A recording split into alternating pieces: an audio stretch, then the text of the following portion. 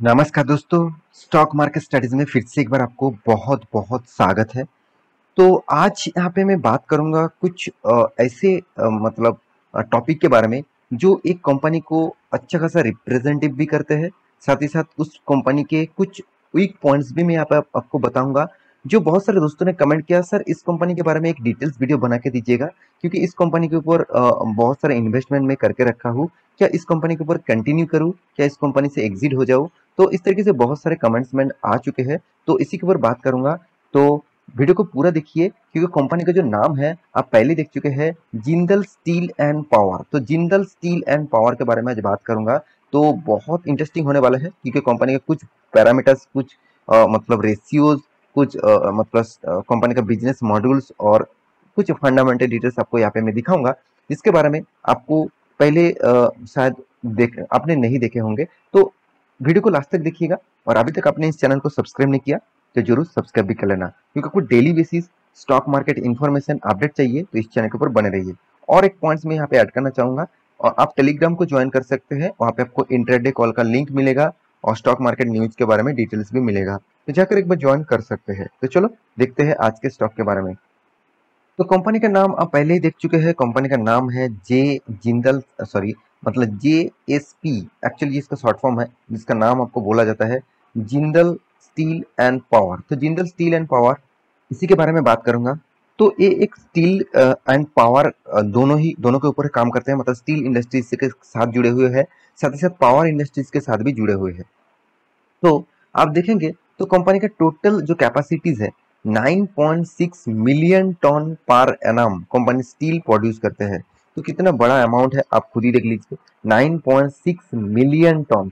और यहाँ पे देख सकते हैं 20,000 प्लस कंपनी का एम्प्लॉयज है अक्रॉस थ्री कंट्रीज में। टोटल एम्प्लॉयज जो है इंडिया में भी है और बाहर भी तीन कंट्रीज के ऊपर है, तो ओवरऑल तीन कंट्रीज मिलकर 20,000 प्लस इसका वर्कर्स है, तो एम्प्लॉयज है। तो सॉरी, वर्कर नहीं, एम्प्लॉयज है। तो यहाँ पे देखिए सीपीपी जो है कंपनी का जो मेगावाट, जो मेगावाट कंपनी पावर प्रोड्यूस करते हैं 1634 मेगावाट, तो कंपनी सीपीपी के हिसाब से पावर जनरेट करते हैं। 2 मिलियन कम्युनिटी पीपल बेनिफिट्स। तो तो कंपनी 2 मिलियन लोगों को बेनिफिट्स भी देते हैं कंपनी का बिजनेस के हिसाब से। देखिए इस पॉइंट्स को आपको जरूर रिसर्च करना होगा, क्योंकि इस पॉइंट से ही पता चलता है कंपनी किस दिशा में जा रहा है। पहली बात, कंपनी आप कहेंगे sir two two 2 million community people benefits इस कंपनी से मिलते हैं, तो इसमें मेरा क्या फायदा? देखिए बिल्कुल फायदा है। जो अगर कंपनी को प्रॉफिट नहीं होते तो कंपनी लोगों को बेनिफिट कहाँ से देते? तो एक्स्ट्रा बेनिफिट देने के लिए उसके पास तो प्रॉफिट होना चाहिए ना। तो प्रॉफिट आज मान के चलिए टाटा ग्रुप आप जानते हैं कितना बड़ा फाउंडेशन देते हैं, फाउंडेशन में कंपनी इन्वेस्ट पैसे देते रहते हैं। तो ये इसका एक पॉजिटिविटी है, तो टाटा ग्रुप को लोग ट्रस्ट करते हैं। तो इसी के लिए जिंदल भी एक छोटा मोटा कंपनी नहीं है, जिंदल भी बहुत बड़ा कंपनी है। तो ये ग्रुप भी अच्छा खासा डोनेट करते हैं, अच्छा खासा फ्यूचर के लिए भी काम करते हैं। तो मेरे हिसाब से इस कंपनी के ऊपर फोकस जरूर रखना है। अभी देखना है क्या इस बेसिस से क्या कंपनी के ऊपर निवेश करना चाहिए। तो उसको देखने से पहले आपको कंपनी का कुछ पैरामीटर्स आपको दिखाऊंगा जो इस बार कंपनी ने पब्लिश किया। तो चलो उसकी डिटेल्स के ऊपर आ चुका हूँ। तो यहाँ पे डिटेल्स क्या है, कंपनी का रिजल्ट ऑब्वियसली क्वार्टर का जो रिजल्ट होते हैं उसके बारे में यहाँ पे बात करूंगा, क्योंकि ये एक सबसे बड़ा पॉइंट्स होते हैं जिस पॉइंट को आपको डिनाई नहीं करना चाहिए। इस पॉइंट्स को आपको ऑब्वियसली डिटेल से में समझना पड़ेगा, क्योंकि इस पॉइंट से ही आपको पता चलेगा कंपनी एक्चुअली सच में क्या कर रहा है। तो चलो दिखा देता हूँ उसके बाद। देखिए रेवेन्यूज के बारे में बात करूँ, तो टोटल इनकम के बारे में बात करूँ, तो इस बार 13,000 करोड़ का टोटल इनकम किया। पिछले बार कितना था? 14,300 करोड़ का। पिछले सालों में था 10,600 करोड़ का। इसका मतलब पिछले सालों से कंपनी का जम हुआ, पिछले क्वार्टर से कंपनी का जम नहीं हुआ, थोड़ा सा से इनकम यहाँ पे थोड़ा सा डाउन देखने को मिला। अभी देखना है कंपनी का टोटल एक्सपेंस। तो टोटल एक्सपेंस के बारे में बात करूँ, तो 10,500 करोड़ का, जो पिछले बार था 11,900 करोड़ का, पिछले सालों में था 7,200 करोड़ का। ओवरऑल बात करूँ, यहाँ पे भी कंपनी देखिए एक्सपेंस को मेंटेन किया, और उतना ज्यादा कंट्रोल यहाँ पे नहीं कर पाया, क्योंकि इनकम के हिसाब से expense same to same level में देखने को मिला, थोड़ा सा कम है, अच्छी बात है। तो यहाँ पे देखिए कंपनी का एक्सपेंस देखने के बाद कंपनी का हाथ में जो आते हैं प्रॉफिट, वो भी टैक्सेस पे करने के बाद, तो टोटल जो टैक्सेस है देखिए टैक्स एक्सपेंस जो है उसके में करंट टैक्स भी होते हैं, यहाँ पे देखिए प्रोविजनिंग भी होते हैं। तो यहाँ पे कुछ टैक्सेस को यहाँ पे नेगेटिव पॉजिटिव करके जो टैक्सेस पे करने के बाद कंपनी के हाथ में प्रॉफिट आया, आप देख सकते हैं net profit and losses after taxes from continuing operation, मतलब जो कंपनी का टोटल प्रॉफिट है आप इसको भी देख सकते हैं, net profit for the period and इस ये भी आप देख सकते हैं। टोटल ओवरऑल बात करूं कंपनी 1990 टोटल करोड़ का प्रॉफिट किया। सबसे बड़ी बात है कंपनी, पिछली बार तो कंपनी ने इनकम ज्यादा किया था, फिर भी पिछले बार को कंपनी ने यहाँ पर टक्कर दिया ऑब्वियसली 1500 का, मतलब कंपनी ने अच्छा खासा प्रॉफिट यहाँ पे जनरेट किया। फिर भी कंपनी पिछले सालों को बीट नहीं कर पाया, क्योंकि पिछले साल में 2500 करोड़ का प्रॉफिट हुआ था, उसको कंपनी ने बीट नहीं कर पाया। कंपनी का प्रॉफिट मार्जिन यहाँ पे कम देखने को मिला। तो मेरे हिसाब से ये एक पॉइंट्स है जिस पॉइंट को ऑब्वियसली आपको मतलब ऑब्जर्व जरूर करना होगा, क्योंकि इस पॉइंट्स बहुत महत्वपूर्ण होते हैं, क्योंकि कंपनी किस दिशा में जा रहा है आपको अंदाजा यहाँ पे लग जाएगा। कंपनी का देखिए ये जो ups and down movement, actually ये जो अप्स एंड डाउन मूवमेंट है आपको सिर्फ इस बार नहीं, आप इसका क्वार्टर बेसिस रिजल्ट भी देखेंगे तो आप देखेंगे तो कंपनी कंटिन्यूअसली प्रॉफिट को मेंटेन नहीं कर रहा है। पहले तो 2019 सितंबर दिसंबर में कंपनी लॉस किया था, उसके बाद कंपनी ने प्रॉफिट तो पकड़ा, मगर देखिए कभी कभी 2000 करोड़ का प्रॉफिट हो रहा है, कभी कभी 40 करोड़ का प्रॉफिट हो रहा है, कभी फिर से 2500 करोड़ का, कभी 1600, कभी 1500, कभी 2000, मतलब कंपनी का प्रॉफिट रेशियोज एक स्टेबिलिटी जगह पे नहीं है, कभी थोड़ा सा अप कभी सी डाउन, कभी अप कभी डाउन, इस तरीके से कंपनी परफॉर्मेंस कर रहा है। तो ये एक पॉइंट्स कंपनी के लिए बहुत वीक होते हैं, क्योंकि इस पॉइंट्स को आपको मतलब ऑब्जर्व जरूर करना होगा, क्योंकि ये पॉइंट्स ऑब्वियसली कंपनी के लिए खराब है।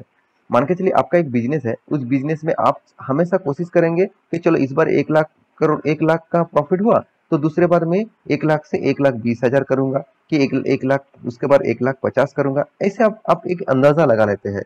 मगर मान के चलिए इस बार 1 लाख हुआ और दूसरे बार क्या हुआ 80,000 हो गया, उसके बाद तीसरे बार क्या हुआ 50,000 हो गया, और चौथी बार क्या हुआ, चौथी बार फिर से 1,20,000 हो गया।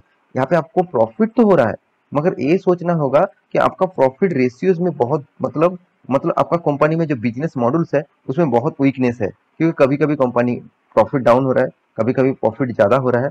हाँ, कुछ बिजनेस ऐसा भी होते हैं जो सीजनल मतलब सीजन बेसिस चलते हैं, मतलब मान के चलिए विंटर में अच्छा चलेगा, और मान के चलिए गर्मी के मौसम में अलग चलेगा, बारिश के मौसम में अलग चलेगा। तो इस तरीके से मौसम वाइज और सीजनल वाइज बिजनेस चलता है। तो ऐसी भी बात है, फिर भी उस कंपनी का परफॉर्मेंस आपको देखना चाहिए कि कंपनी प्रॉफिट रेशियोज तो मेंटेन कर रहा है, तो वो कंटिन्यूअसली एक ही लेवल में है कि नहीं है। तो एक ही लेवल में कंपनी का परफॉर्मेंस यहाँ पे नहीं देखने को मिला। आप साल भर में देखेंगे तो साल भर में भी कंपनी देखिए बीच बीच में 2017 में, 18 में, 19, 16, 17, इस तरीके से सालों में कंपनी ने देखिए 15 से स्टार्ट किया, 15, 16, 17, 18, 19, 20, तो इस सारों सालों में कंपनी ने लॉस किया, उसके बाद कंपनी ने प्रॉफिट अच्छा खासा मेंटेन कर रहा है। तो मेरे हिसाब से बहुत सारे वीक पॉइंट आपके सामने रख मतलब यहाँ पे रख चुका हूँ। बाकी आप एक बार रिसर्च जरूर करिएगा इस कंपनी के ऊपर निवेश करने से पहले, क्योंकि बहुत सारे लोग इसी चीज को ना देखकर निवेश कर देते हैं, उसको लगता है चलो कंपनी तो इस बार तो प्रॉफिट किया, मतलब इसके बाद कंटिन्यूअसली प्रॉफिट करेगा। हाँ, आपको मिनिमम 5 साल तक देखना होगा, 5 साल कंपनी का प्रॉफिट रेशियो मेंटेन हो रहा है कि नहीं हो रहा है।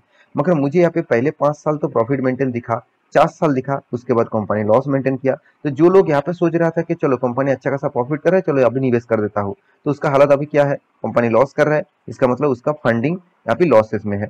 तो फिर भी कंपनी प्रॉफिट अर्निंग स्टार्ट किया, बाद में फिर से कंपनी प्रॉफिट करेगा कि नहीं करेगा, तो उसके लिए आपको 5 साल मिनिमम आपको उसका पैरामीटर देखना चाहिए। तो यहाँ पे देखिए कंपनी का रिटर्न रेशियो सब देखेंगे तो देखिए बीच में कंपनी का प्रॉफिट हुआ इसलिए कंपनी रिटर्न अच्छा दिया, मगर 10 साल के पीरियड देखेंगे तो 10 साल में कंपनी तो उतना प्रॉफिट नहीं कर पाया, तो इसलिए कंपनी लॉस दिया। तो ये पॉइंट्स आपको ज्यादा से ज्यादा ऑब्जर्व करना होगा। और कंपनी के देखिए मैं चार्ट पैटर्न के बारे में बात करूं तो कंपनी का चार्ट पैटर्न आपको यहाँ पे लॉकडाउन पीरियड यहाँ पे था, यहाँ पे लॉकडाउन पीरियड था, कंपनी लॉकडाउन के बाद कंपनी अच्छा खासा परफॉर्मेंस किया। मगर देखिए जब मार्च मंथ स्टार्ट हुआ 2020 मतलब 2 का, तो 2022 का मार्च मंथ में अराउंड अराउंड कंपनी का प्राइस रेंज 505 रुपीज 50 रुपीज के आसपास था। उसके बाद आज कितना है 350 रुपीज, अराउंड अराउंड 200 पॉइंट का गिरावट कंपनी दे चुके हैं। देखिए 200 पॉइंट बहुत ज़्यादा होते हैं। इस तरीके से छोटे कंपनी के ऊपर 200 पॉइंट बहुत ज़्यादा होते हैं।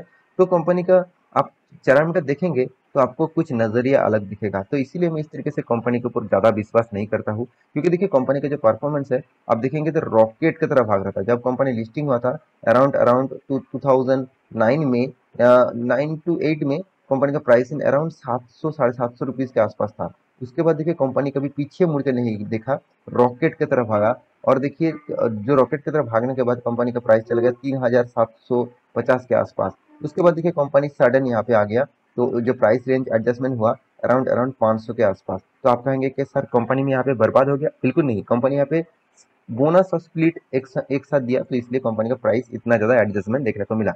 तो देखिए उसके बाद कंपनी आज तक अभी उस लेवल तक भी क्रॉस नहीं किया, मतलब टच नहीं किया। मतलब पहले जो लेवल था, ये जो लेवल था, इस लेवल तक कंपनी आज तक आ नहीं पाया। फिर जब इस लेवल को तोड़ेंगे तब सोचा जाएंगे इस कंपनी के बारे में। फिलहाल के लिए मैं इस कंपनी के ऊपर उतना ज्यादा फोकस नहीं रखा हूँ, क्योंकि कंपनी अगर मुझे स्टील इंडस्ट्रीज में निवेश करना है तो टाटा स्टील है, सब साथ ही साथ आप देखेंगे तो जेएसडब्ल्यू स्टील भी है। तो उस टाइप कंपनी के ऊपर मैं ज़्यादा फोकस रखूंगा। तो बाकी आपकी मर्जी, आप निवेशक है तो आप खुद के रिसर्च के हिसाब से निवेश करिए। तो आशा करता हूँ सारा जानकारी आपको मिल चुका है।